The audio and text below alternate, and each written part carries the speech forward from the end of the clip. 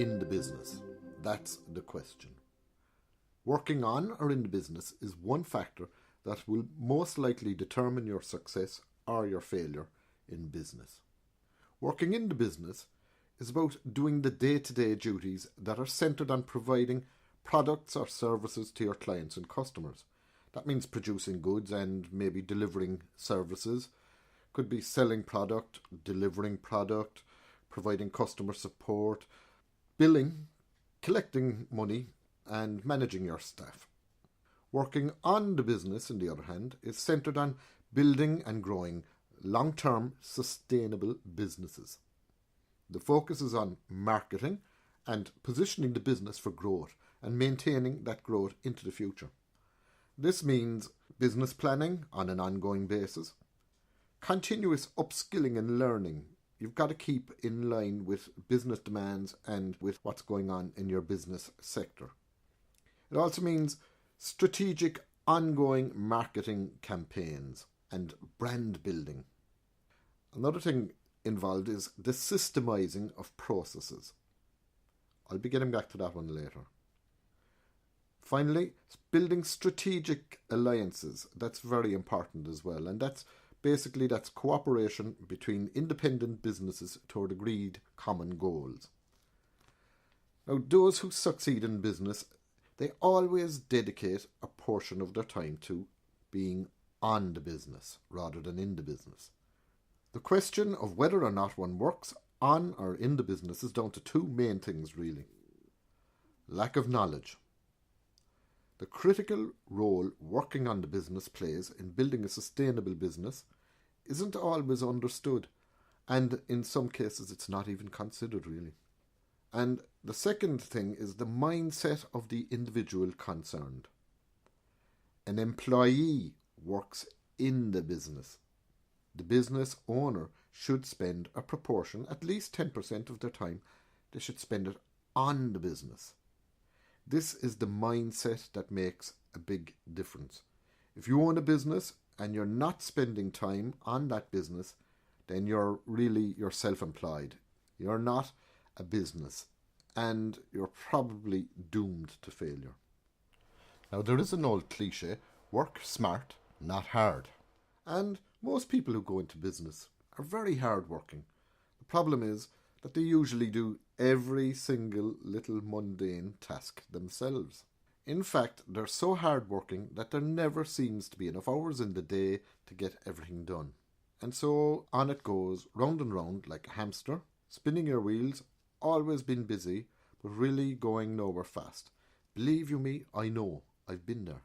I was so busy, I didn't even know I was losing money. It really is time to get smart. If you're already in business and it's beginning to feel a bit like a treadmill, then it might be just time to take a step back and take a look at the bigger picture. The tips that I'm going to give you now, they can be applied to you so you can begin to work on the business rather than in the business. And if you're starting out on your business journey, you have an opportunity now to get off on the right foot. Again, the trick is to be able to spend more time on the business. The first thing that you need is vision and purpose. Clarify your vision and purpose and refer to it regularly. Every business starts out with a vision, but you can become so immersed with working in the business that you can't see the woods for the trees, and you lose sight of the vision and the purpose of your business. The next thing is plan for growth. You've got to plan your business with growth in mind. Your vision is the result that you want. Your business plan is your business direction and it's your roadmap. But unless you want your business to run you, instead of the other way around, you'll need to grow the business. And here's the mistake that people make. Growth usually implies more work. They want to grow their business, but as the business grows, they spend more and more time in the business.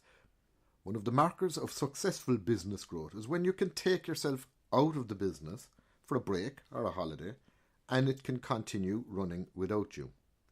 If your business needs you there all the time, then that is a mistake. A big marker of business success and the vision of many businessmen and women is that they can step away from the business completely and continue to earn a good income from it. This is in fact the ultimate goal of many who go into business in the first place. Now, I understand that in the initial stages, as a business begins to experience growth, there'll be more work for the business owner. But the business plan should really identify how this can be avoided over the long term. The trick here is that planning for business growth should allow for more time to spend on the business rather than in the business. The plan needs to identify strategies that get more done for less in-the-job effort on the part of the business owner. Now, here are some of the main strategies. Delegate. I know that's not always easy if you're starting out in a business and you're running on a tight budget. And this is where your business plan comes into play. If business growth means that there's going to be more work, then if that work can be carried out by someone else, you should really incorporate that into your business plan. And you don't always have to necessarily hire full-time staff. You can outsource. It's a huge thing these days, and there are lots of services there with custom packages to suit particular business needs. And there's plenty of people available and willing to work on a casual or a contract basis. And some of those extra tasks can be carried out by a part-timer. Delegating allows you to play to your strengths. You need to be able to give the best of you to your business. Having a mindset that says, if you want something done properly, then you'd best do it yourself, that's not really helpful, even where it's true, and sometimes it is. The more you delegate and the more you outsource, the more you will be able to apply your strengths to the business. The next important strategy is forming strategic alliances. In essence, a strategic alliance is an agreement with another business to work together towards common goals. Most businesses will form strategic alliances with businesses where there's common ground, but where they don't compete with each other. An example here could be, for instance, someone with a small floor tiling company. They could form an alliance with a tile shop. One of the big advantages of an alliance like this is that they can act as a source of referral. They can refer clients to each other. However, in the context of on or in the business, having strategic alliances also means being able to tap into each other's strengths, thereby freeing up more time to spend on the business. Another advantage of strategic alliances is that they can often share some resources, and that might include extra staff, for instance, when required. And this allows you, again, it frees out more time for you to work on the business. Finally, your last strategy is systemizing. Normal everyday business activities include lots of repeated processes. Any processes that are repeated on a regular basis can and should be examined and systemized for maximum efficiency, so they can be completed in the least amount of time and with the least amount of effort. It's amazing that this isn't always realised.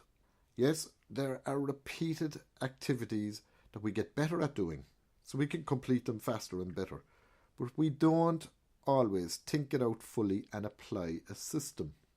The truth is that there's lots of processes that can run almost on autopilot when we systemize them.